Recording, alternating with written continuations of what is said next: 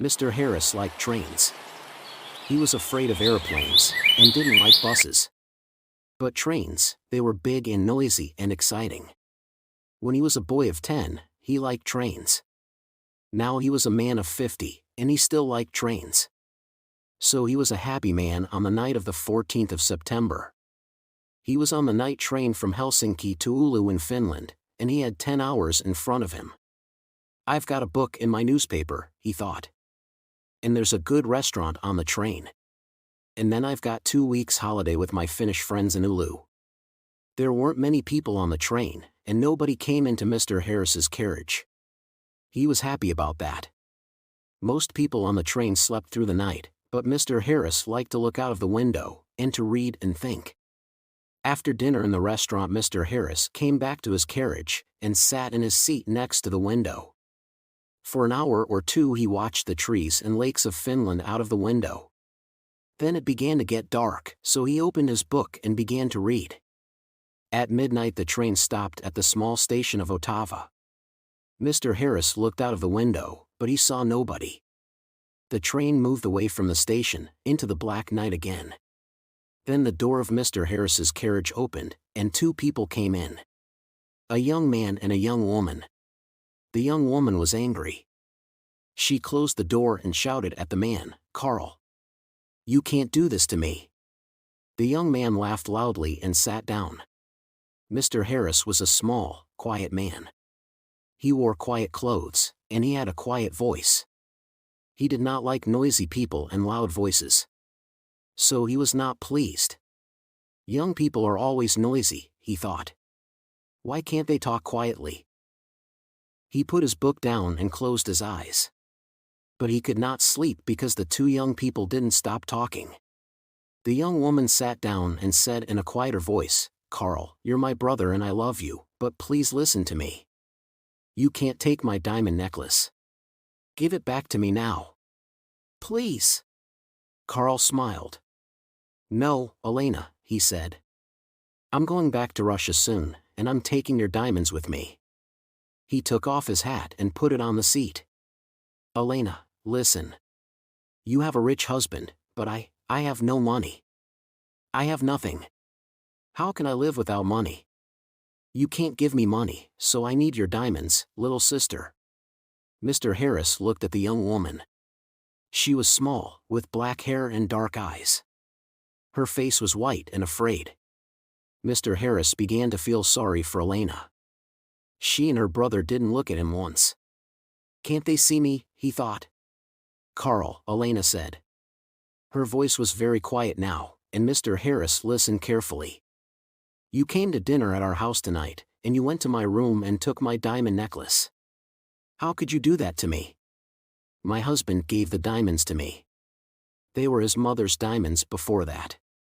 He's going to be very, very angry, and I'm afraid of him." Her brother laughed.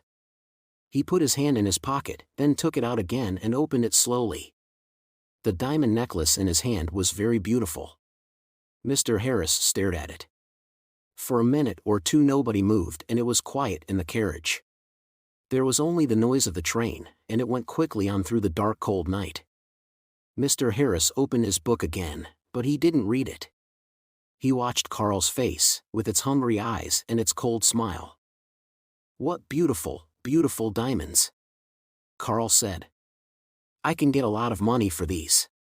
"Give them back to me, Carl," Elena whispered. "My husband's going to kill me. You're my brother. Please help me. Please." Carl laughed again, and Mr. Harris wanted to hit him. "Go home, little sister," Carl said. "I'm not going to give the diamonds back to you. Go home to your angry husband." Suddenly there was a knife in the young woman's hand. A long, bright knife. Mr. Harris watched with his mouth open. He couldn't speak or move. "Give the diamonds back to me," Elena cried. "Or I'm going to kill you." Her hand on the knife was white.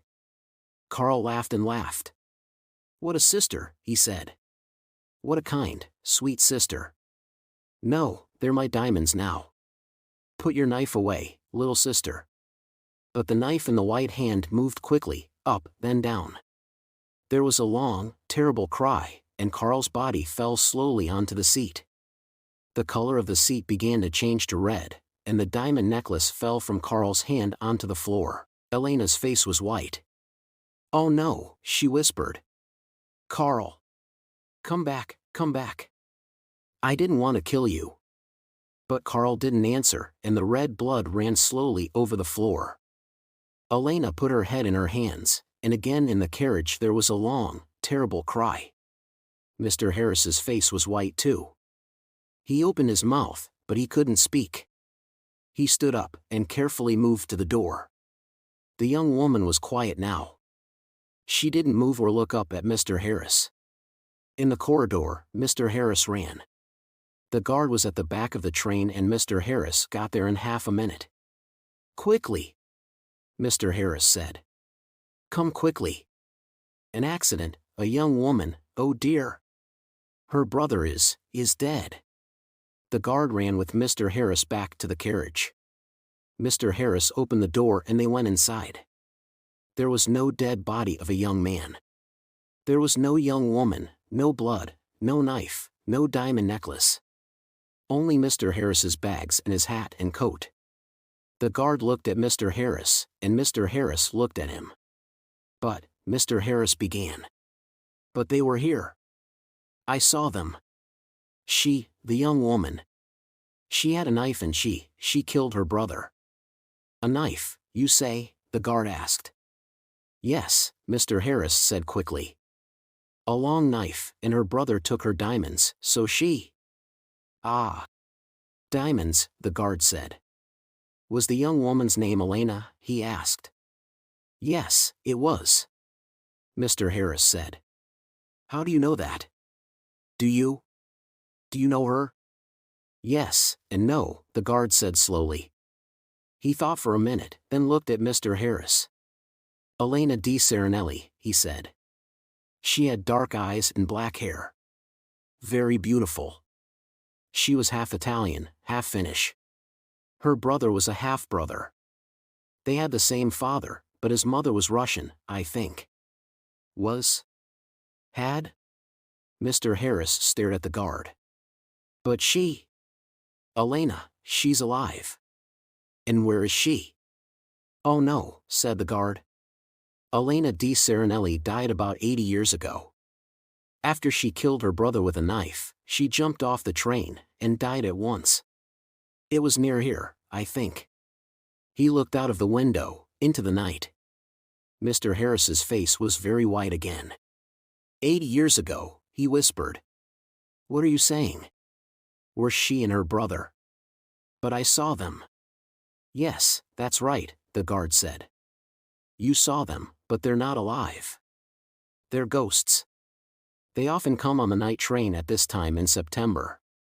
I never see them, but somebody saw them last year. A man and his wife. They were very unhappy about it. But what can I do? I can't stop Elena and Carl coming on the train."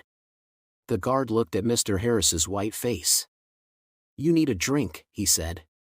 "Come and have a vodka with me." Mr. Harris didn't usually drink vodka, but he felt afraid. When he closed his eyes, he could see again Elena's long knife and could hear her terrible cry. So he went with the guard to the back of the train. After the vodka, Mr. Harris felt better. He didn't want to sleep, and the guard was happy to talk. So Mr. Harris stayed with the guard and didn't go back to his carriage. "Yes," the guard said, "it's a famous story. I don't remember it all. It happened a long time ago, of course. Elena's father was a famous man here in Finland.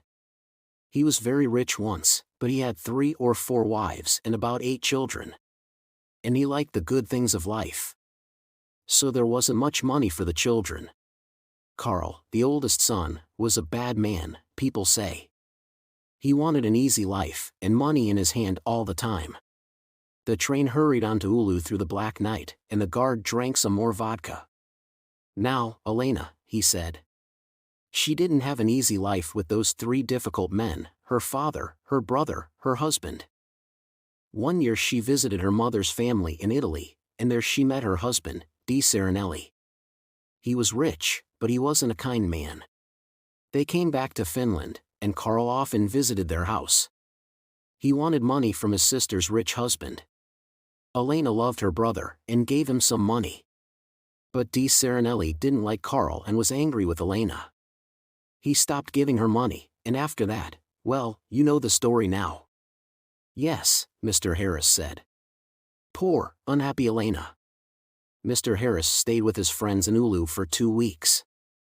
They were quiet weeks, and Mr. Harris had a good holiday. But he took the bus back to Helsinki. The bus was slow, and there were a lot of people on it. But Mr. Harris was very happy. He didn't want to take the night train across Finland again.